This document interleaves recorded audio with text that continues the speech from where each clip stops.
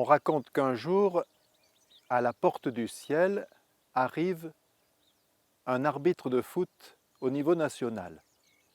On sait qu'à la porte du ciel, on est accueilli par Saint-Pierre qui a les clés du royaume. Cet arbitre a encore son short noir, son maillot noir, ses chaussettes noires et ses chaussures à crampons, ainsi que son sifflet, et il est par contre maculé de sang, plein d'ecchymoses. Et Saint-Pierre lui dit « Mais mon pauvre vieux, mais qu'est-ce qui vous est arrivé ?» Eh bien, j'arbitrais un match entre l'ASSE et l'OL, entre l'équipe de Saint-Étienne et l'équipe de Lyon.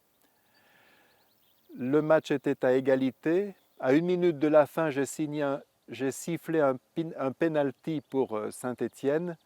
Et voilà que le joueur a marqué le but. Les Stéphanois ont explosé de joie, mais je crois bien que les spectateurs lyonnais ne me l'ont pas pardonné. Voilà dans quel état ils m'ont mis. Silence. C'est-à-dire, ma femme est de Saint-Étienne, vous comprenez. Alors, il y avait penalty, mais enfin peut-être c'était un peu exagéré. Je n'ai pas été peut-être très impartial. Nouveau silence. Et l'arbitre se dit, mais peut-être qu'il ne va pas me laisser entrer à cause de ça. Et puis, il voit tout à coup le portier du ciel ouvrir la porte et lui dire « Allez, allez-y ». Alors il se jette à genoux à ses pieds pour lui dire « Oh Saint-Pierre, merci, merci beaucoup ». Et le portier lui dit « Ah non, je ne suis pas Saint-Pierre, je suis son remplaçant, je suis Saint-Étienne ». Alors, est-ce que la miséricorde de Dieu, ce serait comme une espèce d'indulgence, de passe-droit, un petit peu arbitraire? Ce n'est pas ce que nous disent les paraboles, par exemple, du jugement dernier, ou bien du pauvre Lazare et du mauvais riche. Cette parabole qui raconte qu'un pauvre était devant la porte de ce riche qui jamais ne lui a donné quoi que ce soit. Le ciel, c'est gratuit, on connaît l'expression « Dieu n'est pas à vendre », c'est pour cela qu'on le loue. Le ciel, c'est gratuit, mais la vie nous est donnée pour nous y préparer. Et la parabole du mauvais riche nous rappelle que les richesses, l'argent, ce n'est pas un inconvénient, mais c'est un danger. Ce n'est pas un inconvénient. Avec l'argent, vous pouvez créer des emplois, créer du lien, rendre service. C'est beaucoup plus pratique qu'au temps du troc. Mais c'est un danger qui est bien décrit dans la parabole. D'abord, il risque de nous faire perdre notre identité. Le riche, on ne sait pas son prénom, contrairement au pauvre Lazare.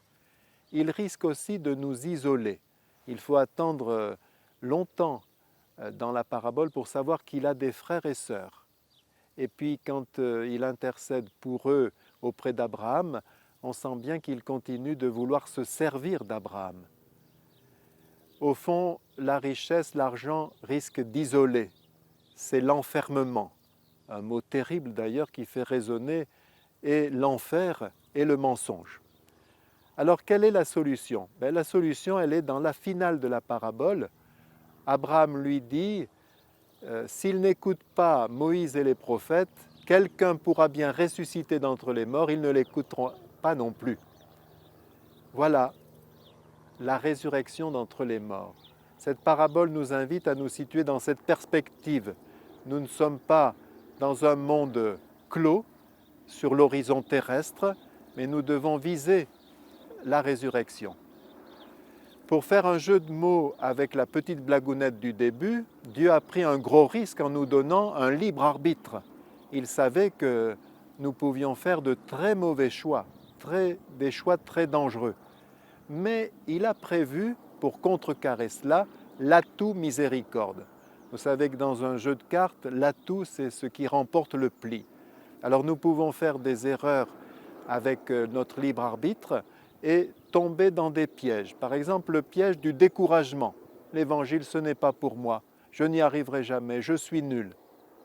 Ou bien le piège de l'auto-justification. Ben oui, qu'est-ce que vous voulez que j'y fasse? Et puis après tout, d'autres font bien pire que moi. C'est comme ça, c'est mon caractère. Au lieu de ça, si nous comptons sur l'atout miséricorde, eh bien nous pourrons nous relever. Nous sommes très habiles, lorsque nous avons fait des mauvais choix aussi, à nous condamner, mais Dieu nous offre toujours la tout miséricorde. Il y en a 4 plus 1. Le premier atout, c'est la vie, la mort et la résurrection de Jésus, qui est célébrée chaque jour dans l'Eucharistie, si bien que chaque jour, Dieu abat des milliers de fois la carte atout miséricorde. Deuxièmement, c'est la Vierge Marie. Allez donc dans les grands sanctuaires mariaux, mais également dans toutes les petites chapelles de campagne, et vous verrez beaucoup de personnes qui viennent reprendre espérance, reprendre souffle auprès de la Vierge Marie. C'est un sacré atout miséricorde. Le troisième atout miséricorde, c'est la vie des saints, leur intercession. Quand vous avez saint Antoine de Padoue dans votre vie, eh bien vous savez que vous pouvez perdre la foi, vous pouvez la retrouver grâce à lui. Vous pouvez perdre l'espérance, vous pouvez la retrouver grâce à lui. Vous pouvez perdre la prière, vous pouvez la retrouver. Il y a un quatrième atout, c'est le purgatoire.